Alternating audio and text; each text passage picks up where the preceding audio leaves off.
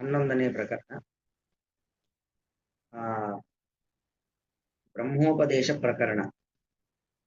ಅಂದ್ರೆ ಭಗವಂತ ಬ್ರಹ್ಮ ಅಂದ್ರೆ ಗುಣಪರಿಪೂರ್ಣನಾದ ಪರಮಾತ್ಮ, ಅವನ ಬಗ್ಗೆ ನಿರೂಪಣೆಯನ್ನು ಮಾಡ್ತಕ್ಕಂಥ ಪ್ರಕರಣ ಬ್ರಹ್ಮೋಪದೇಶ ಪ್ರಕರಣ. ಭಾಗವತದ ಮಂಗಳಾಚರಣೆ ಶ್ಲೋಕ ನೋಡಿ ಇಲ್ಲಿ ಬರ್ತಾ ಇದೆ. ಇವಾಗ ಜನ್ಮಾದ್ಯಸ್ಯ ಯತಃ ಅಂತ ಇದರ ಹಿನ್ನೆಲೆಯನ್ನು ಒಂದು ಗಮನಿಸಬಹುದು. ನಾವು ಬ್ರಹ್ಮ ಗುಣಪರಿಪೂರ್ಣನಾದ ಭಗವಂತನ ಬಗ್ಗೆ ಉಪದೇಶವನ್ನ ಪಡೆಯೋದು ಅಥವಾ ಮತ್ತೊಬ್ಬರಿಗೆ ಉಪದೇಶವನ್ನ ಮಾಡೋದು, ಪಡೆದಂತ ಉಪದೇಶವನ್ನ ನಾವು ನಮ್ಮಲ್ಲಿ ಅನುಸಂಧಾನ ಮಾಡೋದು, ಅನುಸಂಧಾನ ಮಾಡಿ ದೇವರನ್ನ ಕಾಣೋದು, ಇದು ಸಾಧನೆ ಅಲ್ವಾ? ಇದಾಗಬೇಕು ಅಂತಾದ್ರೆ ಒಮ್ಮೆಲೆ ಆಗುವಂಥದ್ದಲ್ಲ. ನೋಡಿ 10 ಹಂತಗಳನ್ನ ಹೇಳಿದ್ರು. ಅಂದ್ರೆ 5 ಜ್ಞಾನೇಂದ್ರಿಯ, 5 ಕರ್ಮೇಂದ್ರಿಯ, ಅದಕ್ಕೆ ಪ್ರೇರೇಪಕವಾಗಿರತಕ್ಕಂಥ ಮನಸ್ಸು, ಅದೆಲ್ಲವನ್ನು ನಿಯಂತ್ರಣದಲ್ಲಿ ಇಟ್ಟುಕೊಂಡು ಮತ್ತು ಇಷ್ಟೆಲ್ಲ ವೈರಾಗ್ಯ, ಇಂದ್ರಿಯ ಜಯ, ಮಹಾತ್ಮರ ಸೇವೆ, ಮಹಾತ್ಮರನ್ನ ನಿಂದನೆ ಮಾಡದೇ ಇರುವಂಥದ್ದು, ತನ್ನನ್ನ ತಾನು ಹೊಗಳಿಕೊಳ್ಳದೇ ಇರುವಂಥದ್ದು, ಆತ್ಮ ಪ್ರಶಂಸಾ ವರ್ಜನ, ತನ್ನನ್ನ ತಾನು ಹೊಗಳಿಕೊಳ್ಳುವಂಥದ್ದು, ಇದೆಲ್ಲವೂ ಕೂಡ ಸಾಧನೆಗೆ ಅಡ್ಡಿ. ಇದೆಲ್ಲ ತಮ್ಮಲ್ಲಿತ್ತು ಅಂತಂದ್ರೆ ಅವರು ಸಾಧಕರಾಗ್ಲಿಕ್ಕೆ ಸಾಧ್ಯವಿಲ್ಲ ಅನ್ನೋದನ್ನ ತಿಳಿಸಿ, ಅದೆಲ್ಲ ಗುಣಗಳು ನಮ್ಮಲ್ಲಿ ಬಂದು ಕೂತ್ರೆ ಮಾತ್ರ ಆ ಗುಣಪರಿಪೂರ್ಣನಾದ ಭಗವಂತನನ್ನ ತಿಳಿಲಿಕ್ಕಾಗತ್ತೆ, ತಿಳಿದ ಭಗವಂತನನ್ನ ಕಾಣ್ಲಿಕ್ಕಾಗತ್ತೆ. ಅಲ್ಲಿಗೆ ದೇವರ ಬಗ್ಗೆ ತಿಳಿಬೇಕು, ತಿಳಿದಂತ ಭಗವಂತನನ್ನ ಕಾಣಬೇಕು ಅಂತಾದ್ರೆ ಈ ಹಿಂದೆ ಬಂದಿರತಕ್ಕಂಥ 10 ಪ್ರಕರಣದ ವಿಚಾರಗಳೇನಿದ್ದಾವೆ ಅದನ್ನ ನಾವು ನಮ್ಮಲ್ಲಿ ಅಳವಡಿಸಿಕೊಳ್ಳಬೇಕು ಎಂಬುವಂಥದ್ದು ದೊಡ್ಡ ಅಭಿಪ್ರಾಯ. ಮುಂದಿನ ಶ್ಲೋಕ ಓಂ 147ನೇ ಶ್ಲೋಕ. ಜನ್ಮಾದ್ಯಸ್ಯ ಯತೋನ್ಮಯಾದಿತರತಶ್ಚಾರ್ಥೇಷಭಿಘ್ನಸ್ವರಾಟ್ ತೇನೇ ಬ್ರಹ್ಮ ಹೃದಯ ಆದಿಕವಯೇ ಮುಖ್ಯಂತಿ ಯಂ ಸೂರಯಃ ತೇಜೋ ವಾರಿ ಮೃದಾಂ ಯಥಾ ವಿನಿಮಯೋ ಯತ್ರ ಸರ್ಗೋ ಮೃಷಾ ಧಾಮ್ನಾ ಸ್ವೇನ ಸದಾ ನಿರಸ್ತಕುಹಕಂ ಸತ್ಯಂ ಪರಂ ಧೀಮಹಿ. ಓಂ ಜನ್ಮಾದ್ಯಸ್ಯ ಯತಃ ಅನ್ವಯಾತ್ ಇತರತಃ ಚ ಅರ್ಥೇಷು ಅಭಿಘ್ನಃ ಸ್ವರಾಟ್ ತೇನೆ ಬ್ರಹ್ಮ ಹೃದಯಃ ಆದಿಕವಯೇ ಮುಖ್ಯಂತಿ ಯಂ ಸೂರಯಃ ತೇಜೋ ವಾರಿ ಮೃದಾಂ ಯಥಾ ವಿನಿಮಯಃ ಯತ್ರ ತ್ರಿಸರ್ಗಃ ಮೃಷಾ ಧಾಮ್ನಾ ಸ್ವೇನ ಸದಾ ನಿರಸ್ತಕುಹಕಂ ಸತ್ಯಂ ಪರಂ ಧೀಮಹಿ. ಇಷ್ಟು ಭಾಗವತದ ಮಂಗಳಾಚರಣೆಯ ಶ್ಲೋಕನ ತುಂಬಾ ದೊಡ್ಡದಾಗಿರ್ತಕ್ಕಂತಹ ಶ್ಲೋಕ, ಅರ್ಥವೂ ಕೂಡ ವಿಸ್ತಾರವಾಗಿರುವಂಥದ್ದು. ಭಗವಂತನನ್ನ ನಾವು ತಿಳ್ಕೊಳ್ಬೇಕಲ್ವಾ? ಯಾವುದೇ ಒಬ್ಬ ವ್ಯಕ್ತಿಯನ್ನ ತಿಳ್ಕೊಳ್ಬೇಕು ಅಂತ ಆದ್ರೆ ಅವನ ಲಕ್ಷಣ, ಅವನು ಹೇಗಿದ್ದಾನೆ ಏನು ಅಂತೆಲ್ಲ ಅವನ ಬಗ್ಗೆ ನಾವು ವಿಚಾರವನ್ನ ಮಾಡಿದಾಗ, ಅವನ ಲಕ್ಷಣವನ್ನು ಹೇಳಿದಾಗ ದೇವರ ಬಗ್ಗೆ ನಮ್ಗೆ ಗೊತ್ತಾಗತ್ತೆ. ಹಸು ಅಂದ್ರೆ ಏನು? ಅದು ಹಾಗಿರುತ್ತೆ, ಹೀಗಿರುತ್ತೆ, ಬಾಲ ಇರುತ್ತೆ, 4 ಕಾಲಿರುತ್ತೆ ಅಂತ ಅದ್ರ ಬಗ್ಗೆ ಎಲ್ಲ ವರ್ಣನೆ ಮಾಡಿದಾಗ, ಆ ಕುತ್ತಿಗೆ ಹತ್ರ ಒಂದು ತೆಳುವಾದ ಭಾಗ ಇರುತ್ತೆ, ಅದನ್ನೆಲ್ಲ ವರ್ಣನೆ ಮಾಡಿದಾಗ ಹಸುವಿನ ಪರಿಚಯವಾಗತ್ತೆ. ಹಾಗೆ ದೇವರು ಅಂದ್ರೆ ಏನು ಅನ್ನೋದನ್ನ ಈ ಶ್ಲೋಕ ಪರಿಚಯ ಮಾಡಿಕೊಡ್ತಾ ಇದೆ. ವೇದವ್ಯಾಸ ದೇವರು ಮೊದಲ ಶ್ಲೋಕದ ಮೂಲಕವಾಗಿ, ಭಾಗವತದ ಮೊದಲನೇ ಶ್ಲೋಕ ಇದು, ಈ ಶ್ಲೋಕದ ಮೂಲಕವಾಗಿ ಭಗವಂತನ ಬಗ್ಗೆ ನಮಗೆ ಪರಿಚಯ ಮಾಡಿಕೊಡ್ತಾ ಇದ್ದಾರೆ. ಯತಃ ಅಸ್ಯ ಜನ್ಮಾದಿ, ಯತಃ ಅಂದ್ರೆ ಯಾವ ಭಗವಂತನಿಂದಾಗಿ, ನಾವು ಯಾರನ್ನ ಭಗವಂತ ಅಂತ ಕರಿತಿದೀವೋ, ದೇವರು ಅಂತ ಹೇಳ್ತೀವೋ, ಅವನಿಂದಾಗಿ ಈ ಜಗತ್ತೆಲ್ಲವೂ ಕೂಡ ನಿರ್ಮಾಣವಾಗಿರುವಂಥದ್ದು. ಈ ಸಮಸ್ತ ಭೂಮಂಡಲ ನಿರ್ಮಾಣವಾದದ್ದೇ ಅದು ಭಗವಂತನಿಂದಾಗಿ ನಿರ್ಮಾಣವಾದದ್ದು. ಅಲ್ಲಿ ಚರವಸ್ತುಗಳಿದ್ದಾವೆ, ಅಚರ ವಸ್ತುಗಳಿದ್ದಾವೆ, ಚೇತನಗಳಿದ್ದಾವೆ, ಅಚೇತನಗಳಿದ್ದಾವೆ. ಹೀಗೆ ಚೇತನಾಚೇತನಾತ್ಮಕವಾದ ಎಲ್ಲ ಏನು ಜಗತ್ತಿದೆ, ಇಡೀ ಜಗತ್ತು ನಿರ್ಮಾಣವಾಗಿರುವಂಥದ್ದು ಯಾರಿಂದ ಅಂತ ಹೇಳಿದ್ರೆ ಭಗವಂತನಿಂದ ನಿರ್ಮಾಣವಾಗಿರುವಂಥದ್ದು. ಯತಃ ಅಸ್ಯ ಜನ್ಮಾದಿ, ಯತಃ ಯಾವ ಭಗವಂತನಿಂದಾಗಿ ಇಡೀ ಜಗತ್ತಿನ ನಿರ್ಮಾಣವಾಗಿದೆ, ಇಡೀ ಜಗತ್ತು ನಿರ್ಮಾಣವಾದದ್ದು ಆ ಭಗವಂತನಿಂದ ಅನ್ನೋದನ್ನ ಮೊದಲನೇ ಶ್ಲೋಕ ಹೇಳ್ತಾ ಇದೆ. ಅದೇ ಗೊತ್ತಾಗತ್ತೆ ಅನ್ವಯಾತ್ ಅಂದ್ರೆ ಮೊದಲನೇ ಪದ ಯತಃ ಅಸ್ಯ ಜನ್ಮಾದಿ, ಯಾವ ಭಗವಂತನಿಂದ ಜಗತ್ತು ಸೃಷ್ಟಿಯಾಗಿದೆ, ಜಗತ್ತಿನ ಜನ್ಮಾದಿಗಳಿಗೆ ಕಾರಣನಾದವನು ಭಗವಂತ ಅಂತ ಹೇಳಲ್ಲ. ಈ ವೇದವ್ಯಾಸದೇವರು ಹೇಳಿದರು. ಬ್ರಹ್ಮಸೂತ್ರದ ಮೊದಲನೇ ಸೂತ್ರವು ಇದೇ ಸೂತ್ರ. ಓಂ ಓಂ ಅಥಾತೋ ಬ್ರಹ್ಮ ಜಿಜ್ಞಾಸ ಓಂ. ಮೊದಲನೇ ಸೂತ್ರ ಏನ್ ಹೇಳುತ್ತೆ? ದೇವರ ಬಗ್ಗೆ ತಿಳಿಬೇಕು ಅಂತ ಹೇಳಿದೆ. ಓಂ ಓಂ ಅಥಾತೋ ಬ್ರಹ್ಮ ಜಿಜ್ಞಾಸ ಓಂ ಅಂತ ಮೊದಲನೇ ಸೂತ್ರ ಹೇಳುತ್ತೆ. ದೇವರ ಬಗ್ಗೆ ತಿಳಿಬೇಕು ಅಂತ ಆದ್ರೆ ದೇವರು ಅಂದ್ರೆ ಎಂದು ಗೊತ್ತಾಗ್ಬೇಕಲ್ವಾ? ಅದನ್ನು ಎರಡನೇ ಸೂತ್ರ ಹೇಳುತ್ತೆ. ಓಂ ಜನ್ಮಾದ್ಯಸ್ಯ ಯತಃ ಓಂ. ಯಾರಿಂದ ಜಗಜ್ಜನ್ಮಾದಿಗಳಾಗತ್ತೋ ಅವನೇ ಪರಮಾತ್ಮ ಅಂತ ಎರಡನೇ ಸೂತ್ರ ಹೇಳುತ್ತೆ. ಅಲ್ಲಿಗೆ ಜಗಜ್ಜನ್ಮಾದಿಗಳು ಅದು ಭಗವಂತನ ಒಂದು ಲಕ್ಷಣ. ಅದು ಹೇಗೆ ಗೊತ್ತಾಗತ್ತೆ? ಜಗಜ್ಜನ್ಮಾದಿಗಳು ಜಗತ್ತಿನ ಸೃಷ್ಟಿ ಮಾಡೋದು, ಸ್ಥಿತಿ ಮಾಡೋದು, ಲಯ ಮಾಡೋದು ಭಗವಂತನ ಲಕ್ಷಣ ಅಂತ ಹೇಗೆ ಗೊತ್ತಾಗತ್ತೆ ಅಂದ್ರೆ ಅನ್ವಯ, ಅನ್ವಯದಿಂದ ಗೊತ್ತಾಗತ್ತೆ. ಅಂದ್ರೆ ಇದೆಲ್ಲವೂ ಕೂಡ ಭಗವಂತನಲ್ಲಿ ಮಾತ್ರ ಇರ್ಲಿಕ್ಕೆ ಸಾಧ್ಯ. ಸಂಬಂಧ, ಅನ್ವಯ ಶಬ್ದಕ್ಕೆ ಸಂಬಂಧ ಅಂತ ಅರ್ಥ. ಜಗಜ್ಜನ್ಮಾದಿಗಳ ಸಂಬಂಧ ಅದು ದೇವರಲ್ಲಿ ಮಾತ್ರ ಇರ್ಲಿಕ್ಕೆ ಸಾಧ್ಯ, ಬೇರೆ ಯಾರಲ್ಲೂ ಬರ್ಲಿಕ್ಕೆ ಸಾಧ್ಯವಿಲ್ಲ. ಶ್ರುತಿಗಳಲ್ಲೂ ಕೂಡ ಹೇಳ್ತಾ ಇದೆ, ಯಥೋವಾ ಇಮಾನಿ ಭೂತಾನಿ ಜಾಯಂತೆ ಯೇ ನ ಜಾತಾನಿ ಜೀವಂತಿ. ಯಾವ ಭಗವಂತನಿಂದ ಈ ಜಗತ್ತು ಹುಟ್ಟತ್ತೆ, ಹುಟ್ಟಿದ್ದು ಅವನಿಂದ ನಿಯಮನೆಗೆ ಒಳಪಡುತ್ತದೆ, ಅವನಿಂದ ಸ್ಥಿತವಾಗಿರುತ್ತದೆ. ಅಹಮ್ಮಿ ಸರ್ವಸ್ಯ ಪ್ರಭವೋ ಮತ್ತ ಸರ್ವಂ ಪ್ರವರ್ತತೆ. ಭಗವದ್ಗೀತೆಯಲ್ಲಿ ಕೃಷ್ಣ ಹೇಳ್ತಾನೆ, ಅಹಂ ಸರ್ವಸ್ಯ ಪ್ರಭವ ಮತ್ತ ಸರ್ವಂ ಪ್ರವರ್ತತೆ. ನಾನು ಎಲ್ಲದರ ಸೃಷ್ಟಿಕರ್ತ. ಅಹಂ ಸರ್ವಸ್ಯ ಪ್ರಭವ, ನಾನು ಎಲ್ಲದರ ಸೃಷ್ಟಿಕರ್ತ. ಅಷ್ಟು ಮಾತ್ರ ಅಲ್ಲ, ಮತ್ತ ಸರ್ವಂ ಪ್ರವರ್ತತೆ, ನಾನು ಎಲ್ಲದರ ಸ್ಥಿತಿಕರ್ತೃವೂ ಹೌದು. ಸೃಷ್ಟ ಮಾತಾ ತಥೈವಾತ್ಮ ನಿಖಿಲಸ್ಯೇಕ ಏವತು. ಇನ್ನೊಂದು ಸ್ಮೃತಿ ವಾಕ್ಯ ಹೇಳುತ್ತೆ, ಸೃಷ್ಟ ಅಂದ್ರೆ ಜಗತ್ತನ್ನ ಸೃಷ್ಟಿ ಮಾಡಿದವನು, ಪಾಲನೆ ಮಾಡುವವನು. ಅತ್ತ ಅದಭಕ್ಷಣೆ, ಕೊನೆಗೆ ಮಹಾಪ್ರಳಯದ ಕಾಲದಲ್ಲಿ ಸಮಸ್ತ ಭೂಮಂಡಲವನ್ನ ತನ್ನ ಹೊಟ್ಟೆ ಒಳಗಡೆ ತುಂಬಿಸಿಕೊಳ್ಳುವವನು ಭಗವಂತ. ಹೀಗೆ ಇತ್ಯಾದಿ ಸ್ಮೃತಿಗಳ ಮೂಲಕವಾಗಿ, ಶ್ರುತಿಗಳ ಮೂಲಕವಾಗಿ ನಮಗೇನು ಗೊತ್ತಾಗತ್ತೆ? ಭಗವಂತನೇ ಜಗಜ್ಜನ್ಮಾದಿ ಕಾರಣ ಅಂತ ಗೊತ್ತಾಗತ್ತೆ. ಇಲ್ಲಿ ಮೊದಲೇ ಹೇಳಿದ್ದು ಯತಃ ಅಸ್ಯ ಜನ್ಮಾದಿ, ಯಾರಿಂದ ಈ ಜಗತ್ತಿನ ಜನ್ಮ, ಸ್ಥಿತಿ ಮತ್ತು ಲಯ ಆಗ್ತಾ ಇದೆ ಅವನೇ ಬ್ರಹ್ಮ. ಅವನೇ ಬ್ರಹ್ಮ, ಅವನೇ ಪರಮಾತ್ಮ ಅನ್ನೋದು ಹೇಗೆ ಗೊತ್ತಾಗುತ್ತೆ? ಅನ್ವಯಾತು.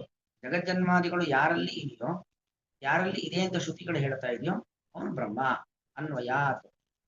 ಅಷ್ಟು ಮಾತ್ರ ಅಲ್ಲ, ಇತರತಃ. ಇತರತಃ ಇತರತಃ ಅಂತ ಹೇಳಿದ್ರೆ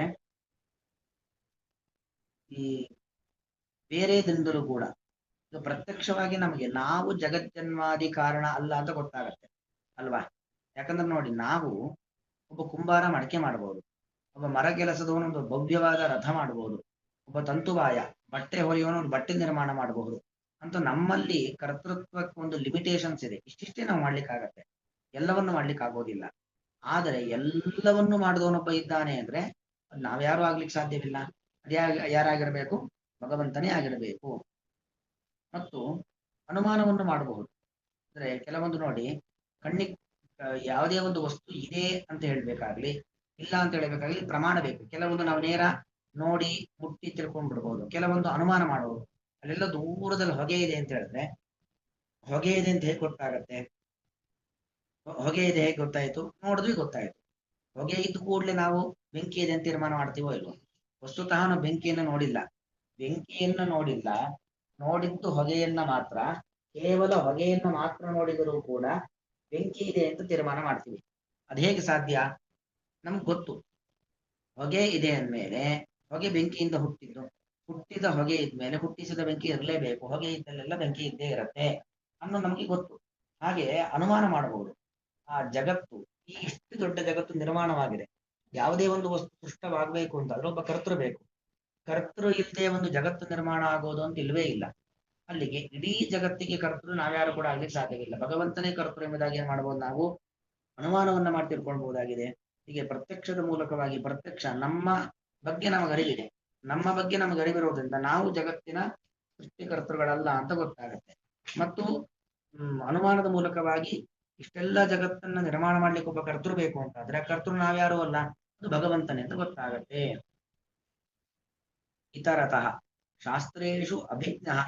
ಆ ಭಗವಂತ ಅವನು ಎಂತವನು ಅಂತ ಹೇಳಿದ್ರೆ ಅರ್ಥೇಶು ಅಭಿಜ್ಞ ಅಂದ್ರೆ ಅಲ್ಲಿ ನೋಡಿ ಬಿಡಿಸೋದು ಹೇಗೆ ಅಂತ ಹೇಳಿದ್ರೆ ಜನ್ಮಾದಿ ಆ ಜನ್ಮಾದಿ ಅಸ್ಯ ಯತಃ ಅನ್ವಯಾತ್ ಇತರತಃ ಚ ಅರ್ಥೇಶು ಅಭಿಜ್ಞ ಅರ್ಥೇಶು ಅಭಿಜ್ಞ ಭಗವಂತ ಈ ಜಗತ್ತನ್ನು ನಿರ್ಮಾಣ ಮಾಡಬೇಕು ಅಂತಾದ್ರೆ ಒಬ್ಬ ಕುಂಬಾರ ಮಡಕೆ ಮಾಡಬೇಕು ಅಂತಾದ್ರೆ ಆ ಮಣ್ಣಿನ ಬಗ್ಗೆ ಆ ಮಣ್ಣನ್ನು ಯಾವ ತರ ಕಲಿಸ್ಬೇಕು, ಎಷ್ಟು ನೀರು ಹಾಕಬೇಕು, ಯಾವ ತರ ಅದನ್ನು ಮುದ್ದೆ ಮಾಡಬೇಕು, ಮುದ್ದೆ ಮಾಡಿದ್ದನ್ನ ಯಾವ ತರ ಚಕ್ರದಲ್ಲಿಟ್ಟು ತಿರುಗಿಸ್ಬೇಕು, ಯಾವ ತರ ಆಕಾರ ಕೊಟ್ಟಬೇಕು, ಆಕಾರ ಕೊಟ್ಟ ಮೇಲೆ ಹೇಗೆ ಒಣಗಿಸ್ಬೇಕು, ಒಣಗಿದ ಮೇಲೆ ಹೇಗೆ ಸುಡಬೇಕು, ಎಲ್ಲವನಿಗೆ ಗೊತ್ತಿರಬೇಕು. ಹಾಗೆ ಇಷ್ಟು ವಿಸ್ತೃತವಾದ ಚಿತ್ರ ವಿಚಿತ್ರವಾದ ಈ ಜಗತ್ತನ್ನ ಭಗವಂತ ನಿರ್ಮಾಣ ಮಾಡಬೇಕು ಅಂತಾದ್ರೆ ಅವನಿಗೆ ಇದೆಲ್ಲದರ ಬಗ್ಗೆ ಕೂಡ ಅರಿವಿರಬೇಕು. ಭಗವಂತ ಅರ್ಥೇಶು ಅಭಿಜ್ಞ. ಅರ್ಥ ಅಂದ್ರೆ ವಸ್ತುಗಳು ಅಂತ ಅರ್ಥ. ಜಗತ್ತನ್ನ ನಿರ್ಮಾಣ ಮಾಡ್ಲಿಕ್ಕೆ ಏನೇನು ಬೇಕು, ಕುಂಬಾರನಿಗೆ ಮಡಕೆ ಮಾಡ್ಲಿಕ್ಕೆ ಏನೇನು ಬೇಕು ಅದೆಲ್ಲದರ ಬಗ್ಗೆ ಅರಿವಿದ್ರೆ ಮಡಕೆ ಮಾಡ್ಲಿಕ್ಕೆ ಆಗತ್ತೆ, ಇಲ್ಲ ಮಾಡ್ಲಿಕ್ಕೆ ಆಗೋದಿಲ್ಲ. ಹಾಗೆ ಜಗತ್ತನ್ನ ನಿರ್ಮಾಣ ಮಾಡ್ಲಿಕ್ಕೆ ಏನೇನು ಬೇಕು, ಮೂಲ ಪ್ರಕೃತಿ ಸತ್ವಗುಣ ರಜೋಗುಣ ತಮೋಗುಣ, ಮೂರು ಗುಣಯುಕ್ತವಾಗಿರ್ತಕ್ಕಂಥ ಪ್ರಕೃತಿಯಿಂದ ಭಗವಂತ ಜಗತ್ತನ್ನು ನಿರ್ಮಾಣ ಮಾಡ್ತಾನೆ. ಅದರ ಬಗ್ಗೆ ಅರಿವು, ಆ ಪ್ರಕೃತಿಯಿಂದ ಹೇಗೆ ಮಹತ್ತತ್ವ ಹುಟ್ಟಿಸ್ಬೇಕು, ಮಹತ್ತತ್ವದಿಂದ ಅಹಂಕಾರ ತತ್ವವನ್ನು ಹೇಗೆ ನಿರ್ಮಾಣ ಮಾಡಬೇಕು, ಅಹಂಕಾರ ತತ್ವದಿಂದಾಗಿ ಪಂಚಭೂತಗಳ ನಿರ್ಮಾಣ ಹೇಗೆ, ಇದೆಲ್ಲವೂ ದೇವರಿಗೆ ಗೊತ್ತು. ಮತ್ತು ಆ ಹುಟ್ಟುವಂತ ವಸ್ತುಗಳ ಸ್ವಭಾವ ಏನು, ಯಾವುದರಿಂದ ಏನು ಮಾಡಬಹುದು, ಇದೆಲ್ಲವೂ ಕೂಡ ಭಗವಂತನಿಗೆ ಗೊತ್ತು. ಅಲ್ಲಿಗೆ ಭಗವಂತ ಏನು ಅಂತ ಹೇಳಿದ್ರೆ ಅರ್ಥೇಶು ಅಭಿಜ್ಞ. ಎಲ್ಲ ಅರ್ಥ ಅಂದ್ರೆ ವಸ್ತುಗಳ ಬಗ್ಗೆ ಅವನಿಗೆ ತುಂಬಾ ಜ್ಞಾನ ಇದೆ, ಅಭಿಜ್ಞ, ತತ್ವಜ್ಞಾನಿ. ಭಗವಂತ ಸರ್ವಜ್ಞನಾಗಿದ್ದಾನೆ. ಮತ್ತು ಭಗವಂತ ಸ್ವರಾಟ್, ಸ್ವಯಮೇವ ರಮತೇತಿ ಸ್ವರಾಟ್. ಏನಂದ್ರೆ ಲೋಕದಲ್ಲಿ ಹೇಗೆ ಪ್ರಯೋಜನಂ ಅನುದಿಶ್ಯ ನ ಮಂದೋಪಿ ಪ್ರವರ್ತತೆ ಅಂತ, ಆ ಯಾವುದೋ ಒಂದು ಪ್ರಯೋಜನ ಇಲ್ದೇನೆ ಒಬ್ಬ ಅಲ್ಪಜ್ಞಾನಿಯೂ ಸುಮ್ಸುಮ್ಮನೆ ಏನೋ ಕೆಲಸ ಮಾಡೋದಿಲ್ಲ. ಭಗವಂತ ಇಷ್ಟೆಲ್ಲ ಕೆಲಸವನ್ನ ಮಾಡ್ತಾ ಇದ್ದಾನೆ. ಮತ್ತು ನಮ್ಗೆ ನೋಡಿ, ನಾವು ಏನೇ ಒಂದು ಕೆಲಸ ಮಾಡಬೇಕು ಅಂತ ಆದ್ರೂ ಮತ್ತೊಬ್ಬರ ಸಹಕಾರ ಬೇಕು ಅಲ್ವಾ. ಮತ್ತೊಬ್ಬರ ಸಹಕಾರ ಇಲ್ಲದೆ ನಾವೇನು ಮಾಡ್ಲಿಕ್ಕೆ ಆಗೋದಿಲ್ಲ. ಹಾಗೆ ಭಗವಂತ ಇಷ್ಟು ದೊಡ್ಡ ಜಗತ್ತನ್ನು ನಿರ್ಮಾಣ ಮಾಡ್ತಾ ಇದ್ದಾನೆ ಅಂದ್ರೆ ಅವನು ಯಾರ ಸಹಕಾರವನ್ನ ತೆಗೆದುಕೊಂಡು ಮಾಡ್ತಾ ಇದ್ದಾನೆ ಅಂತ ಹೇಳಿದ್ರೆ ಭಗವಂತ ಸ್ವರಾಟ್, ಸ್ವಯಮೇವ ರಾಜತೆ. ಅಂದ್ರೆ ಭಗವಂತ ಸ್ವಯಮೇವ ರಾಜ. ಅವನ ಇಚ್ಛೆಗೆ ಅನುಗುಣವಾಗಿ, ಅವನ ಇಚ್ಛಾಶಕ್ತಿಗೆ ಅನುಗುಣವಾಗಿ ಜಗತ್ತನ್ನೇ ನಿರ್ಮಾಣ ಮಾಡ್ತಾನೆ. ಅಲ್ಲಿ ಲಕ್ಷ್ಮೀದೇವಿ ಅಂಬರಣಿ ಸೂಕ್ತದಲ್ಲಿ ಹೇಳ್ತಕ್ಕಂಥ ಮಾತು, ಯಂ ಕಾಮ ಏತಂತ ಮುಗ್ರಂ ಗೃಣೋಮಿ ತಂ ಬ್ರಹ್ಮಾಣಂ ತಂ ಋಷಂ ತಂ ಸುಮೇಧಾಂ ಅಂತ ಹೇಳ್ತಾಳೆ. ನಾನು ಯಾರನ್ನ ರುದ್ರನನ್ನಾಗಿ ಮಾಡಬೇಕು, ರುದ್ರ ಪದವಿಗೆ ತರಬೇಕು ಅಂತ ಅಪೇಕ್ಷೆ ಪಡ್ತೀನೋ ಅವನನ್ನ ರುದ್ರ ಪದವಿಗೆ ತರ್ತೇನೆ. ಯಾರನ್ನ ಬ್ರಹ್ಮ ಪದವಿಗೆ ತರಬೇಕು ಅಂತ ಅಪೇಕ್ಷೆ ಪಡ್ತೀನೋ ಅವನನ್ನ ಬ್ರಹ್ಮ ಪದವಿಗೆ ತರ್ತೇನೆ. ಅಂತೂ ಹೀಗೆ ಜಗತ್ತಿನ ಪ್ರತಿಯೊಂದು ಸೃಷ್ಟಿ ನನ್ನಿಂದಾಗಿತ್ತು. ಆದ್ರೆ ಮಮಯೋನಿ ರಸ್ವ ಅಂತಸ್ಸ ಮುದ್ರೆ, ನನ್ನ ಈ ಒಂದು ಶಕ್ತಿಗೆ ಕಾರಣವಾದವನು ಯಾರು? ಭಗವಂತ. ಅಂತಸ್ ಸಮುದ್ರಶಾಹಿಯಾಗಿ ಮಲಗಿದ್ದಾನಲ್ಲ ಅವನು ನನ್ನ ಈ ಸಾಮರ್ಥ್ಯಕ್ಕೆ ಕಾರಣ. ದ್ವಾದಶ ಸ್ತೋತ್ರದಲ್ಲಿ ನಾವು ಹೇಳ್ತೇವೆ, ಕ್ಷೀರ್ಯತ್ ಕಟಾಕ್ಷ ಬಲವತ್ ತ್ಯಜಿತಂ ನಮಾಮಿ. ಶ್ರೀಹಿ ಯತ್ ಕಟಾಕ್ಷ ಬಲವತಿ, ಯಾವ ಭಗವಂತನ ಕಟಾಕ್ಷ ಕಡೆಗಣ್ಣ ನೋಟದಿಂದ ಲಕ್ಷ್ಮೀದೇವಿಗಂತ ಸಾಮರ್ಥ್ಯ ಬಂದಿದೆ. ಅಂದ್ರೆ ಲಕ್ಷ್ಮಿ ಜಗನ್ಮಾತೆ, ಲಕ್ಷ್ಮಿಗೆ ಜಗನ್ಮಾತೆಯಾಗುವ ಸಾಮರ್ಥ್ಯ ಕೊಟ್ಟವನು ಭಗವಂತ ಅಂದಮೇಲೆ ಭಗವಂತ ಜಗತ್ತನ್ನ ನಿರ್ಮಾಣ ಮಾಡಲಿಕ್ಕೆ ಮತ್ತೊಬ್ಬರ ಸಹಕಾರ ಅಂತೂ ಬೇಕಾಗಿಲ್ಲ. ಸ್ವರಾಟ್, ಸ್ವಯಮೇವ ರಾಜತೆ, ಸ್ವತಂತ್ರನಾಗಿ ತಾನೊಬ್ಬನೇ ಎಲ್ಲವನ್ನು ಕೂಡ ಮಾಡ್ತಾನೆ. ಅರ್ಥೇಶು ಅಭಿಜ್ಞ ಸ್ವರಾಟ್. ತೇನೇ ಬ್ರಹ್ಮ ಹೃದ ಯಹ ಆದಿಕವಯೇ. ಆ ಭಗವಂತ ತೇನೆ, ಇನ್ನು ತೇನೆ ಅದರ ಅರ್ಥ ಏನು? ವಿಸ್ತಾರವನ್ನ ಮಾಡಿದ. ಮತ್ತು ಬ್ರಹ್ಮ ಅಂದ್ರೆ ಗುಣಪರಿಪೂರ್ಣನಾಗಿರ್ತಕ್ಕಂಥ ಪರಮಾತ್ಮ. ಆ ಬ್ರಹ್ಮ ಜಗತ್ತನ್ನ ಸೃಷ್ಟಿ ಮಾಡಿ ಆದಿಕವಿಯಾಗಿರ್ತಕ್ಕಂಥ ಚತುರ್ಮುಖ ಬ್ರಹ್ಮದ, ಆದಿಕವಿ ಅಂದ್ರೆ ಯಾರು? ಮೊದಲ ಜ್ಞಾನಿ. ಆ ಚತುರ್ಮುಖ ಬ್ರಹ್ಮದೇವರಿಗೆ ಆದೇಶವನ್ನ ಮಾಡ್ತಾ ಇದ್ದಾನೆ. ಯಾಕಂದ್ರೆ ಮೊದಲು ಜಗತ್ತನ್ನ ಸೃಷ್ಟಿ ಮಾಡೋದು ಪರಮಾತ್ಮ ಸೃಷ್ಟಿ ಮಾಡಿ ಆ ಜಗತ್ತಿನಲ್ಲಿ ಬ್ರಹ್ಮಾಂಡದ ಒಳಗಡೆ ಚತುರ್ಮುಖ ಬ್ರಹ್ಮದೇವರನ್ನ ಸೃಷ್ಟಿ ಮಾಡುವ ಮೂಲಕವಾಗಿ ಅವರ ಮೂಲಕವಾಗಿ ಜಗತ್ತನ್ನು ಸೃಷ್ಟಿ ಮಾಡ್ತಾ ಇದ್ದಾರೆ. ಆದಿಕವಿ ಅಂದ್ರೆ ಚತುರ್ಮುಖ ಬ್ರಹ್ಮದೇವರು ಅಂತ ಅರ್ಥ. ಅವರ ಮೂಲಕವಾಗಿ ಅವರಿಗೆ ಹೃದ ಸ್ನೇಹದಿಂದಾಗಿ ತೇನೆ ವಿಸ್ತಾರವನ್ನ ಮಾಡ್ತಾ ಇದ್ದಾರೆ. ಸ್ನೇಹ ಭಾವನೆಯಿಂದಾಗಿ ಭಗವಂತ ಜಗತ್ತಿನ ಮೂಲ ಭಾಗವನ್ನ ಸೃಷ್ಟಿ ಮಾಡಿ ಆ ಭಾಗದಲ್ಲಿ ಬ್ರಹ್ಮಾಂಡದ ಒಳಗಡೆ ಚತುರ್ಮುಖ ಬ್ರಹ್ಮದೇವರನ್ನು ಸೃಷ್ಟಿ ಮಾಡಿ ಅವರ ಮೂಲಕವಾಗಿ ಜಗತ್ತನ್ನು ನಿರ್ಮಾಣ ಮಾಡ್ತಾ ಹೋಗ್ತಾ ಇದ್ದಾರೆ. ಯಂ ಸೂರಯ ಮುಖ್ಯಂತಿ, ಆ ಭಗವಂತನ ಬಗ್ಗೆ ತಿಳಿಲಿಕ್ಕೆ ಯಾರಿಗೂ ಸಾಧ್ಯವಿಲ್ಲ. ಸೂರಯ ಜ್ಞಾನಿಗಳೂ ಕೂಡ ಮುಖ್ಯಂತಿ ಅಂದ್ರೆ ಮೋಹ ವೈಚಿತ್ಯ, ಮೋಹಕ್ಕೊಳಗಾಗ್ತಾರೆ. ಅಂದ್ರೆ ದೇವರ ಬಗ್ಗೆ ಸರಿಯಾಗಿ ತಿಳಿಲಿಕ್ಕೆ, ಪರಿಪೂರ್ಣವಾಗಿ ತಿಳಿಲಿಕ್ಕೆ ಯಾರಿಗೂ ಸಾಧ್ಯವಿಲ್ಲ. ನರಮಾಪಿ ಪದಾಂಗುಲೀಲಸತ್ ನಕದೂಹು ರಾಜತ್ ಅಂತ ಅಂದ್ರೆ ಲಕ್ಷ್ಮೀದೇವಿಯು ಕೂಡ ನಖದೂಹು ಭಗವಂತನ ಉಗುರಿನ ಧೂಳಿನ ಗುಣಗಳನ್ನು ಎಣಿಸ್ಲಿಕ್ಕೆ, ಪೂರ್ತಿ ಎಣಿಸ್ಲಿಕ್ಕೆ ಲಕ್ಷ್ಮಿಗೂ ಆಗಲ್ಲ ಅಂತ. ಅಂದ್ರೆ ದೇವರನ್ನ ಪರಿಪೂರ್ಣವಾಗಿ ತಿಳಿದಕ್ಕೆ ಯಾರಿಗೂ ಆಗೋಲ್ಲ. ಹಾಗಾಗಿ ಜ್ಞಾನಿಗಳೂ ಕೂಡ, ಭಗವತ್ ತತ್ವಜ್ಞಾನವನ್ನ ಪಡೆದಿರತಕ್ಕಂಥ ವ್ಯಕ್ತಿಗಳು ಕೂಡ ಭಗವಂತನ ಬಗ್ಗೆ ಮೋಹಕ್ಕೆ ಒಳಗಾಗ್ತಾರೆ. ಆ ತೇಜೋ ವಾರಿ ಮೃದಾಂ, ಈಗ ನೋಡಿ ಜಗತ್ತನ್ನ ನಿರ್ಮಾಣ ಮಾಡಬೇಕು ಅಂತಾದ್ರೆ ಆ ಏನ್ ಬೇಕು? ಮೂಲ ವಸ್ತು ಬೇಕು. ಕುಂಬಾರ ಮಡಕೆ ಮಾಡಬೇಕಾದ್ರೆ ಮಣ್ಣು ಬೇಕು. ತಂತುವಾಯ ಬಟ್ಟೆ ಮಾಡಬೇಕಾದ್ರೆ ಹತ್ತಿ ಬೇಕು. ಒಬ್ಬ ಸ್ಥಪತಿ ರಥ ಮಾಡಬೇಕಾದ್ರೆ ಮರ ಬೇಕು. ಹಾಗೆ ಭಗವಂತ ಜಗತ್ತನ್ನ ನಿರ್ಮಾಣ ಮಾಡಬೇಕು ಅಂತಾದ್ರೆ ಯಾವುದು ಮೂಲ ವಸ್ತು ಯಾವುದು? ಮತ್ತು ಜಗತ್ತು ಯಾವುದರಿಂದ ನಿರ್ಮಾಣವಾಗಿದೆ? ತೇಜೋ ವಾರಿ ಮೃದಾ ವಿನಿಮಯ. ತೇಜಸ್ಸು ಬೆಂಕಿ, ವಾರಿ ನೀರು, ಮೃತ್ ಅಂದ್ರೆ ಮಣ್ಣು. ಅಂದ್ರೆ ಮುಖ್ಯವಾಗಿ ಮೂರು. ತ್ರಿವೃತ್ತಂ ಕರವಾಣಿ ಅಂತ ಅಂದ್ರೆ ಈ ನೀರನ್ನ ಮತ್ತು ಬೆಂಕಿಯನ್ನ, ಭೂಮಿಯನ್ನ, ಈ ಮೂರನ್ನ ಮೂಲ ವಸ್ತುವನ್ನಾಗಿ ಇಟ್ಟುಕೊಂಡು ಭಗವಂತ ನಿರ್ಮಾಣವನ್ನು ಮಾಡಿದ್ದಾರೆ. ನೀರು, ಬೆಂಕಿ ಮತ್ತು ಭೂಮಿ, ಎಲ್ಲದರಲ್ಲೂ ಮೂರು ವಸ್ತುಗಳು ಇದ್ದೇ ಇದ್ದಾವೆ. ಭಗವಂತ ಜಗತ್ತನ್ನು ನಿರ್ಮಾಣ ಮಾಡ್ತಾ ಇದ್ದಾನೆ. ಇದರಿಂದ ಅವನಿಗೇನ್ ಪ್ರಯೋಜನ ಅಂದ್ರೆ ಯತ್ರ ತ್ರಿಸರ್ಗ ಮೃಷ ಅಂತ ಹೇಳಿದ್ರೆ ಭಗವಂತನಿಗೆ ಏನು ಪ್ರಯೋಜನ ಇಲ್ಲ. ಯಾಕಂದ್ರೆ ನಮ್ಗೆ ಸಾಮಾನ್ಯನ ಲೋಕದಲ್ಲಿ ಏನೇ ಒಂದು ಕೆಲಸ ಮಾಡಬೇಕಾದ್ರೂ ಇದರಿಂದ ನನಗೇನ್ ಫಲ, ನನಗೇನ್ ಲಾಭ ಅಂತ ನೋಡ್ತೀವಿ. ಈ ಲಾಭ ಇದ್ದದ್ರಲ್ಲಿ ಕೆಲಸ ಮಾಡ್ತಾ ಇದ್ದೀನಿ ಅಂತ. ಹಾಗೆ ದೇವರು ಕೂಡ ಯಾವ ಲಾಭದ ಉದ್ದೇಶವನ್ನ ಇಟ್ಕೊಂಡು ಜಗತ್ತನ್ನ ಮಾಡದ? ಮೃಷ. ಅವನಿಗೆ ಈ ಜಗತ್ತು ನಿರ್ಮಾಣದಿಂದ ಯಾವುದೇ ರೀತಿಯಾಗಿರ್ತಕ್ಕಂಥ ಲಾಭ ಇಲ್ಲ. ವೃಷ ಶಬ್ದಕ್ಕೆ ಸುಳ್ಳು ಅಂತ ಅರ್ಥ ಅಲ್ಲ. ವೃಷ ಶಬ್ದಕ್ಕೆ ಸುಳ್ಳು ಅಂತನೂ ಅರ್ಥ ಇದೆ. ಆದ್ರೆ ಇಲ್ಲಿ ಅರ್ಥ ಏನು ಅಂತ, ವೃಷ ಶಬ್ದಕ್ಕೆ ಭಗವಂತನಿಗೆ ಈ ಜಗತ್ತನ್ನ ನಿರ್ಮಾಣ ಮಾಡುವುದರಿಂದಾಗಿ ಯಾವುದೇ ರೀತಿಯಾಗಿರ್ತಕ್ಕಂತಹ ಪ್ರಯೋಜನ. ಯತ್ರ ತ್ರಿಸರ್ಗ ವೃಷ, ಈ ಜಗತ್ತನ್ನ ನಿರ್ಮಾಣ ಮಾಡುವುದರಿಂದಾಗಿ ಭಗವಂತನಿಗೆ ಏನೇನೂ ಆಗಬೇಕಾಗಿಲ್ಲ. ಯತ್ರ ತ್ರಿಸರ್ಗ ವೃಷ, ಈ ಭೂಮಿ, ನೀರು, ಗಾಳಿ ಇವುಗಳ ಮೂಲಕವಾಗಿ ಭೂಮಿ, ನೀರು, ಬೆಂಕಿ ಈ ಮೂರನ್ನ ಮುಖ್ಯ ಮೇಲನ ಮೂಲಕವಾಗಿ ಜಗತ್ತನ್ನೇ ನಿರ್ಮಾಣ ಮಾಡಿದ್ದಾನೆ. ಆ ಜಗತ್ ನಿರ್ಮಾಣದಿಂದಾಗಿ ಭಗವಂತನಿಗೆ ಯಾವುದೇ ರೀತಿಯಾಗಿರ್ತಕ್ಕಂಥ ಪ್ರಯೋಜನ ಇಲ್ಲ. ಇಲ್ಲಿ ತ್ರಿಸರ್ಗೋ ಮೃಷ ಅಂತಿದೆ. ಇಲ್ಲಿ ಓ ಅಂತ ಇರೋದ್ರಿಂದಾಗಿ ಪೂರ್ವ ರೂಪ ಸಂಧಿ ಆಗಿದೆ ಅಂತ ಇಟ್ಕೊಂಡ್ರೆ ತ್ರಿಸರ್ಗೋ ಅಮೃಷ ಅಂತನೂ ಪದಚ್ಛೇದ ಆಗತ್ತೆ. ನಾವು ಹೇಗೆ ಭಗವದ್ಗೀತೆ 1ನೇ ಅಧ್ಯಾಯದಲ್ಲಿ ಧಾರ್ತರಾಷ್ಟ್ರಸ್ಯ ದುರ್ಬುದ್ಧೇಃ ಯುದ್ಧೇ ಪ್ರಿಯ ಚಿಕೀರ್ಷವ, ಅಲ್ಲಿ 2 ತರ ಪದಚ್ಛೇದ, ಯುದ್ಧೇ ಪ್ರಿಯ ಚಿಕೀರ್ಷವ, ಯುದ್ಧೇ ಅಪ್ರಿಯ ಚಿಕೀರ್ಷವ ಅಂತ. ಹಾಗೆ ಇಲ್ಲೂ ಕೂಡ ತ್ರಿಸರ್ಗ ಮೃಷ, ಭಗವಂತನಿಗೆ ಇದರಿಂದ ಏನು ಪ್ರಯೋಜನ ಇಲ್ಲ. ಆದರೆ ತ್ರಿಸರ್ಗ ಅಮೃಷ ಅಂದ್ರೆ ವ್ಯರ್ಥ ಅಲ್ಲ, ಇದಕ್ಕೆ ಪ್ರಯೋಜನ ಇದೆ. ನಾವೆಲ್ಲರೂ ಕೂಡ ನಮ್ಮ ಯೋಗ್ಯತೆಗೆ ಅನುಗುಣವಾಗಿ ಸಾಧನೆಯನ್ನ ಮಾಡಿ ಸಾಧಕರಾಗಬೇಕು. ಭಗವಂತ ಸಾಧನೆ ಮಾಡ್ಲಿಕ್ಕೋಸ್ಕರ ಜಗತ್ತನ್ನ ನಿರ್ಮಾಣ ಮಾಡಿಲ್ಲ, ಜಗತ್ತಲ್ಲಿ ನಮ್ಮನ್ನು ತಂದಿಲ್ಲ ಅಂತಾದ್ರೆ ನಾವ್ಯಾರು ಸಾಧನೆ ಮಾಡ್ಲಿಕ್ಕೆ ಆಗ್ತಾ ಇರಲಿಲ್ಲ. ಮೂಲ ರೂಪದಲ್ಲಿ ಇದು ಬಿಡಬೇಕಿತ್ತು ಅಲ್ವಾ? ನಾವುಗಳು ನಮ್ಮ ಯೋಗ್ಯತೆಗೆ ಅನುಗುಣವಾಗಿ ಸಾಧನೆ ಮಾಡಬೇಕು. ಸಾಧನೆಯನ್ನ ಮಾಡಿ ನಾವು ಮುಕ್ತಿಯನ್ನ ಪಡೆಯಬೇಕು. ಸಜ್ಜನರು ಮುಕ್ತಿಗೆ ಹೋಗ್ಬೇಕು, ಬರೀ ಧಾರ್ಮಿಕರಾಗಿದ್ದವರು ಸ್ವರ್ಗಕ್ಕೆ ಹೋಗ್ಬೇಕು, ಇನ್ನು ನೀಚ ಕೆಲಸವನ್ನೇ ಮಾಡತಕ್ಕಂಥವ್ರು ಅಂಧತಮಸ್ಸಿಗೆ ಹೋಗ್ಬೇಕು. ಇದೆಲ್ಲ ಆಗ್ಬೇಕಲ್ವಾ? ಇದೆಲ್ಲ ಆಗ್ಬೇಕು ಅಂತಾದ್ರೆ ನಾವು ಸೃಷ್ಟಿಯಾಗಬೇಕು. ಸೃಷ್ಟಿಯಾಗಿ ಆ ಜಗತ್ತನ್ನ ಬಳಸ್ಕೊಂಡು, ದೇಹವನ್ನ ಬಳಸ್ಕೊಂಡು, ನಮ್ಮ ಇಂದ್ರಿಯಗಳನ್ನ ಬಳಸ್ಕೊಂಡು ಸಾಧನೆಯನ್ನ ಮಾಡಬೇಕು. ಹಾಗಾಗಿ ಇದು ನಮಗೆ ಅಮೃಷ. ಭಗವಂತ ಇದನ್ನೆಲ್ಲ ಹೇಗೆ ಮಾಡ್ದ ಅಂದ್ರೆ ಧಾಮ್ನ ಸ್ವೇನ ಧಾಮ್ನ, ತನ್ನ ಒಂದು ಸಾಮರ್ಥ್ಯ, ಯಾರ ಸಹಕಾರವೂ ಕೂಡ ಭಗವಂತನಿಗೆ ಬೇಕಾಗಿಲ್ಲ. ಭಗವಂತ ತನ್ನ ಒಂದು ಸಾಮರ್ಥ್ಯದಿಂದಾಗಿ ಇದನ್ನು ಮಾಡಿದ್ದಾನೆ.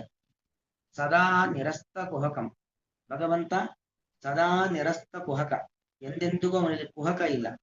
ಅಂದ್ರೆ ಯಾವುದೇ ರೀತಿ ಒಳಗೊಂದು ಹೊರಗೊಂದು ಕುಹಕತನ ಅಥವಾ ಸೃಷ್ಟಿಯಿಂದ ದೇವರಿಗೆ ಪ್ರಯೋಜನ ಇಲ್ಲ, ನಮಗೆ ಪ್ರಯೋಜನ.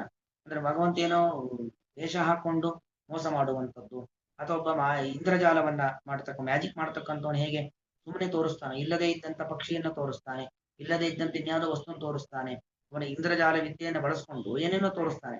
ಹಾಗೆ ಯಾವುದೂ ಇಲ್ಲ. ಭಗವಂತ ಅವನು ಸತ್ ಮತ್ತು ಇಲ್ಲಿ ಇನ್ನೊಂದು ತೇಜೋವಾರಿ ಮೃದಾಂ ಯಥಾ ವಿನಿಮಯ ಉಂಟು, ಅದು ಹೇಳಿಲ್ಲ. ತೇಜೋವಾರಿ ಮೃದಾಂ ಯಥಾ ವಿನಿಮಯ.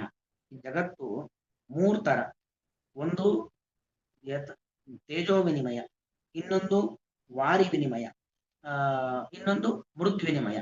ಮೂರ್ ತರ ಹೇಳ್ತಾರೆ. ಒಂದು ತೇಜೋ ವಿನಿಮಯ ಅಂದ್ರೆ ತನ್ನ ಸೃಷ್ಟಿ. ಭಗವಂತ ರಾಮನಾಗಿ ಕೃಷ್ಣ ಒಂದು ತ್ರಿಸರ್ಗ ಮೂರು ರೀತಿಯಾದ ಸೃಷ್ಟಿ ಇದೆಯಲ್ಲ, ಅದು ಎಂಥದ್ದು ಮೂರು ಸೃಷ್ಟಿ ಅಂದ್ರೆ ಒಂದು ತೇಜೋ ವಿನಿಮಯ ಇದ್ದ ಹಾಗೆ. ಒಂದು ದೀಪ, ತೇಜಸ್ಸು ಅಂದ್ರೆ ಬೆಂಕಿ, ಬೆಂಕಿ ಅಂದ್ರೆ ದೀಪ ಅಂತ. ಒಂದು ದೀಪದಿಂದಾಗಿ ಹತ್ತಾರು ದೀಪವನ್ನ, ನೂರಾರು ದೀಪವನ್ನ, ಸಾವಿರಾರು ದೀಪವನ್ನ ಹಚ್ತೇವೆ. ಎಲ್ಲಾ ದೀಪಗಳಿಗೂ ಅದೇ ಶಕ್ತಿ, ಎಲ್ಲ ದೀಪಗಳಿಗೂ ಕೂಡ ಅದೇ ಬೆಳಕು. ಹಾಗೆ ಭಗವಂತನ ಅನಂತ ರೂಪಗಳು. ಪರಮಾತ್ಮನೇ ಸತತಮೇಕರೂಪಿಣೆ ದಶರೂಪಿಣೆ ಶತಸಹಸ್ರ ರೂಪಿಣೆ ಅವಿಕಾರಿಣೆ ಸ್ಫುಟಮನಂತ ರೂಪಿಣೆ ಸುಖಚಿತ್ ಸಮಸ್ತತನವೇ ನಮೋ ನಮಃ ಅಂತ ಪರಮಾತ್ಮ ಅನಂತ ರೂಪ. ಭಗವಂತನ ಅನಂತ ರೂಪಗಳು ಕೂಡ ಜಗತ್ತಿಗೆ ಬೆಳಕನ್ನ ಕೊಡತಕ್ಕಂಥ ರೂಪಗಳು. ಮತ್ತು ಅನಂತ ರೂಪಗಳಲ್ಲೂ ಕೂಡ ಅಷ್ಟೇ ಶಕ್ತಿ, ಅಷ್ಟೇ ಸಾಮರ್ಥ್ಯ. ಅದರಲ್ಲಿ ಒಂದರಲ್ಲಿ ಹೆಚ್ಚು ಸಾಮರ್ಥ್ಯ, ಮತ್ತೊಂದರಲ್ಲಿ ಕಡಿಮೆ ಸಾಮರ್ಥ್ಯ ಅಂತಿಲ್ವೇ ಇಲ್ಲ. ಇದು ಒಂದು ರೀತಿಯಾಗಿರತಕ್ಕಂಥ ಸೃಷ್ಟಿ. ತನ್ನನ್ನೇ ತಾನು ಸೃಷ್ಟಿ ಮಾಡಿಕೊಳ್ಳುವಂಥದ್ದು. ಜಗತ್ತಿಗೆ ಶಕ್ತಿಯನ್ನ, ಬೆಳಕನ್ನ ಕೊಡ್ಲಿಕ್ಕೋಸ್ಕರವಾಗಿ ತನ್ನನ್ನೇ ತಾನು ಸೃಷ್ಟಿ ಮಾಡಿಕೊಳ್ಳುವಂಥದ್ದು ಒಂದು ರೀತಿಯಾಗಿರ್ತಕ್ಕಂಥ ಸೃಷ್ಟಿ. ಒಟ್ಟು ತ್ರಿಸರ್ಗ ಮೂರು ರೀತಿಯಾದಂಥ ಸೃಷ್ಟಿಗಳಿದ್ದಾವೆ. ಮೂರು ರೀತಿಯಾಗಿರ್ತಕ್ಕಂಥ ಸೃಷ್ಟಿಯ ಮೊದಲನೇ ಸೃಷ್ಟಿ ತನ್ನನ್ನೇ ತಾನು ನಿರ್ಮಾಣ ಮಾಡಿಕೊಳ್ಳುವಂಥದ್ದು ಒಂದು. ಇನ್ನು ಎರಡನೇದು ವಾರಿ ವಿನಿಮಯ. ವಾರಿ ವಿನಿಮಯ ಅಂತ ಹೇಳಿದ್ರೆ ಇದು ಜೀವನ ಸೃಷ್ಟಿ. ಅಂದ್ರೆ ಮೊದಲನೇದು ಸ್ವಸೃಷ್ಟಿ, ತನ್ನನ್ನ ತಾನು ನಿರ್ಮಾಣ ಮಾಡಿಕೊಳ್ಳೋದು. ಇನ್ನು ವಾರಿ ವಿನಿಮಯ ಅನ್ಲಿಕ್ಕೆ ಜೀವನ ಸೃಷ್ಟಿ. ಸೂರ್ಯ ಆಕಾಶದಲ್ಲಿದ್ದಾನೆ, ಸೂರ್ಯನ ಪ್ರತಿಬಿಂಬ ನದಿಯಲ್ಲಿ, ಸರೋವರದಲ್ಲಿ, ಕೆರೆಯಲ್ಲಿ, ಬಾವಿಯಲ್ಲಿ, ಲೋಟದಲ್ಲಿ ನೀರು ತುಂಬಿಟ್ರೆ ಲೋಟದಲ್ಲಿ, ಪಾತ್ರೆಯಲ್ಲಿ ನೀರು ತುಂಬಿಟ್ರೆ ಪಾತ್ರೆಯಲ್ಲಿ, ಎಲ್ಲ ಕಡೆ ಕಾಣುತ್ತೆ. ನೀವು ಎಲ್ಲೆಲ್ಲಿ ನೀರು ತುಂಬಿಡಿ ಎಲ್ಲ ಕಡೆ ಕಾಣುತ್ತೆ. ಸೂರ್ಯ ಒಬ್ಬನೇ, ಆದ್ರೆ ಅವನ ಪ್ರತಿಬಿಂಬ ಮಾತ್ರ 10, 100, 1000, ಲಕ್ಷ, ಕೋಟಿ, ದಶಕೋಟಿ, ಶತಕೋಟಿ, ಸಹಸ್ರ ಕೋಟಿ, ಎಷ್ಟು ಬೇಕಾದ್ರೂ ಆಗ್ಬಹುದು. ಹಾಗೆ ಒಬ್ಬನೇ ಭಗವಂತನ ಪ್ರತಿಬಿಂಬ ನಾವೆಲ್ಲ ಜೀವಿಗಳು ಕೂಡ. ಎಷ್ಟು ಒಂದು ಚಿಕ್ಕ ಪದದ ಮೂಲಕವಾಗಿ ಬಿಂಬ ಪ್ರತಿಬಿಂಬ ಭಾವವನ್ನು ಹೇಳ್ಬಿಡ್ತಾರೆ. ಒಬ್ಬನೇ ಬಿಂಬ ಸೂರ್ಯ, ಅವನ ಪ್ರತಿಬಿಂಬ ಲೆಕ್ಕವಿಲ್ಲದಷ್ಟು. ಹಾಗೆ ಒಬ್ಬನೇ ಬಿಂಬ ಒಬ್ಬನೇ ಬಿಂಬ ಪರಮಾತ್ಮ, ಅವನ ಪ್ರತಿಬಿಂಬ ಅಸಂಖ್ಯಾತ ಜೀವಿಗಳಾಗಿರ್ತಕ್ಕಂಥ ನಾವೆಲ್ಲರೂ ಕೂಡ. ಅದಕ್ಕೆ ಉದಾಹರಣೆ ಕೊಟ್ಟಿದ್ದು ವಾರಿ ವಿನಿಮಯ, ನೀರಿನ ಒಂದು ಪ್ರತಿಬಿಂಬ ಹೇಗೂ ಹಾಗೆ. ಇನ್ನು ಜಡವಸ್ತುಗಳ ಸೃಷ್ಟಿ ಅದು ಮೃತ್ಯು ವಿನಿಮಯ. ಅಂದ್ರೆ ಒಂದು ಮಣ್ಣಿನ ಹೆಂಟೆಯಿಂದಾಗಿ ಅನೇಕ ರೀತಿಯಾಗಿರ್ತಕ್ಕಂಥ ವಸ್ತುಗಳನ್ನ ಮಾಡಬಹುದು. ಮಡಿಕೆ ಮಾಡಬಹುದು, ಪಾತ್ರೆ ಮಾಡಬಹುದು, ಲೋಟ ಮಾಡಬಹುದು, ದೀಪ ಮಾಡಬಹುದು, ಲೆಕ್ಕವಿಲ್ಲದಷ್ಟು ವಸ್ತುಗಳನ್ನು ಮಾಡಬಹುದು. ಅದೇ ರೀತಿಯಲ್ಲಿ ಆ ಮೂಲ ವಸ್ತು ಒಂದು ಯಾವುದು? ಪ್ರಕೃತಿ. ಸತ್ವ, ರಜಸ್ಸು, ತಮಸ್ಸು ಎಂತಕ್ಕಂಥ ಮೂಲ ಪ್ರಕೃತಿ. ಮೂಲ ಪ್ರಕೃತಿಯಿಂದಾಗಿ ಅನೇಕ ರೀತಿಯಾಗಿರ್ತಕ್ಕಂಥ ಜಡ ವಸ್ತುಗಳನ್ನ ಭಗವಂತ ಮಾಡಿದ್ದಾನೆ. ಮಾಡಿದ್ದು ಹೇಗೆ ಅಂತ ಹೇಳಿದ್ರೆ ಸ್ವೇನ ಧಾಮ್ನ, ತನ್ನ ಶಕ್ತಿಯಿಂದ ಭಗವಂತ ಮಾಡಿದ್ದಾನೆ. ಭಗವಂತ ಸದಾ ನಿರಸ್ತ ಕುಹಕ, ಎಂದೆಂದಿಗೂ ಅವನು ನಿರಸ್ತ ಕುಹಕ. ಯಾವುದೇ ರೀತಿಯಾಗಿರ್ತಕ್ಕಂತಹ ತೊಂಬರಾಟ ಇದ್ಯಾವುದು ಕೂಡ ಭಗವಂತನಿಲ್ಲ. ಅವನ ಕೆಲಸಗಳಿಂದ ಕೂಡ ಅದು ಪ್ರಾಮಾಣಿಕವಾದದ್ದು, ನಿತ್ಯವಾದದ್ದು, ಸತ್ಯವಾದದ್ದು ಅಂತ ಅರ್ಥ. ಅಂತಹ ಭಗವಂತನನ್ನ ಸತ್ಯಂ ಪರಂ ಧೀಮಹಿ, ಭಗವಂತ ಸತ್ಯ. ಸತ್ತಾಂ ಯಾಪಯತಿ ಸತ್ಯ, ಜಗತ್ತಿಗೆ ಸತ್ತಾವನ್ನ, ಎಕ್ಸಿಸ್ಟೆನ್ಸ್ ಅನ್ನ ಕೊಡುವವನು ಭಗವಂತ. ಭಗವಂತ ಸತ್ಯ. ಇನ್ನು ಭಗವಂತ